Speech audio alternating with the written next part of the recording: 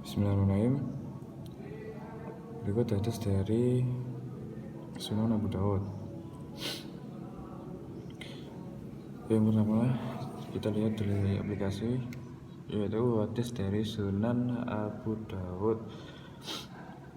Jadi dapat dilihat bunyi hadisnya. Lalu apabila kita lihat di ilmu dirayah dan riwayahnya. Sekarang kita di ilmu riwayah, kita lihat hukum alamatan. Di sini dapat kita ketahui matan dari kitab Sunan Abu Dawud ini tidak ada yang syadz. Semuanya tidak ada yang syadz. Lalu apabila kita ke ilmu dirayah, kita ke hukum al-sanad. Di sini kita ketahui yang pertama diriwayatkan oleh Abi Sa'id Al-Khudri. Abi Sa'id Al-Khudri, beliau berwarna abu-abu karena pada tingkatan sahabat dan pasti derajatnya siqah. Lalu meriwayatkan lagi kepada Abdurrahman bin Abi Sa'id. Abdurrahman bin Abi Sa'id berwarna hijau tua, berarti derajatnya siqah. Lalu ada Zaid bin Aslam, beliau juga berwarna hijau tua, berarti juga siqah. Lalu Zaid bin Aslam meriwayatkan kepada Adhaq bin Usman, beliau berwarna hijau muda, berarti derajatnya hasanul hadis. Apabila dilihat dari biografinya, nama aslinya Adhaq bin Usman bin Abdullah bin Khalid bin Habizan bin Huwailid bin Asad. Beliau terkenal dengan nama Adhaq bin Usman Al-Khizmi. Nama beliau adalah Abu Usman dan nama lengkapnya adalah Al-Kabir. Beliau wafat pada tahun 153 Hijriah. Apabila dilihat dalam ilmu jarh wa ta'dil, ulama pertama yang menghukumi jarh wa ta'dil beliau adalah Abul Qasim bin Bashul.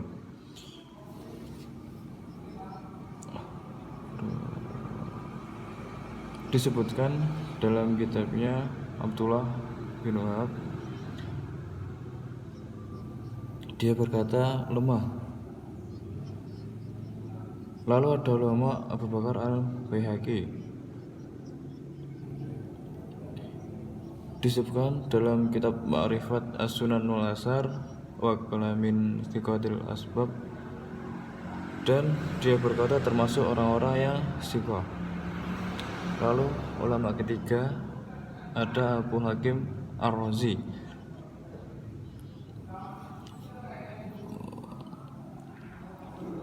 Hadisnya ditulis dan tidak dapat dijadikan hujah, dan dia termasuk orang-orang yang dapat dipercaya. Lalu ada Abu Zar'ah Ar-Razi.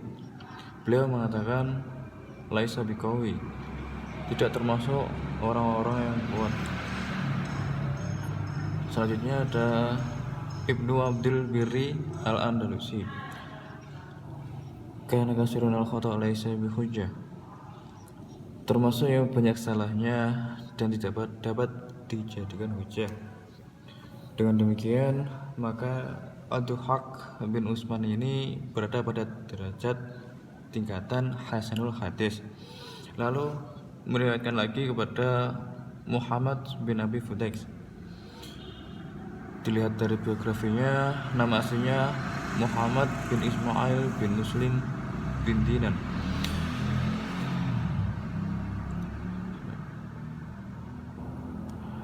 Beliau terkenal dengan nama Muhammad bin Abi Fudaik Ad-Dili. Beliau memiliki nama aslinya Abu Ismail dan memiliki nama lengkap Ibnu Abi Fudaik. Beliau wafat pada tahun 200 Hijriah. Apabila dilihat dari ilmu dirayah wa ta'dil, di sini dapat diketahui ulama pertama yang menghukumi jarh wa ta'dil beliau adalah Abu Hakim bin Hibban Al-Basti. Dirgo bi siqah wa qala rubbama khata'. Disebutkan dia termasuk orang siqah dan terkadang berbuat salah. Lalu ada Abu Abdullah Al-Hakim, Dzikruhu fil Mustadrak wa qala Siqah, disebutkan dalam kitab Mustadrak dan beliau berkata Siqah. Lalu selanjutnya ada Ibnu Hajar Al-Asqalani, qala fi Taqrib sudukun takallam bi Ibnu Sa'id bila mustana. Dia termasuk orang yang dapat dipercaya.